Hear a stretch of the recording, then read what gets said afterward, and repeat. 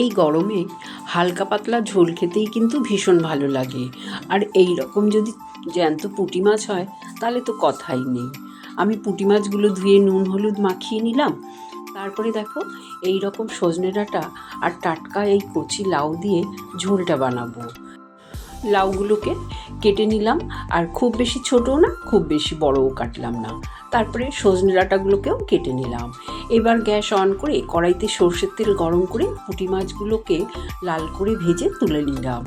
ওই তেলে ফোড়নে দিয়ে দিলাম কালো জিরে। ফোড়নের গন্ধ বেরোলে কেটে রাখা লাউ আর সজনে ডাঁটা দিয়ে দেব। এগুলো 2-3 মিনিট একটু ভেজে নেব।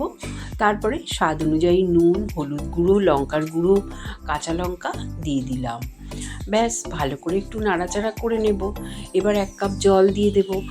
ভালো করে মশলাগুলো সবজির সাথে কষিয়ে নেব।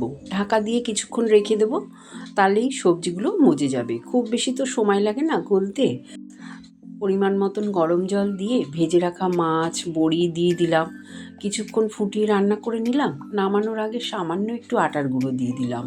গরম ভাতে কর্তামশাই তো খেয়ে বলল, দারুণ হয়েছে, সেই স্বাদ, একেবারে মায়ের মতন।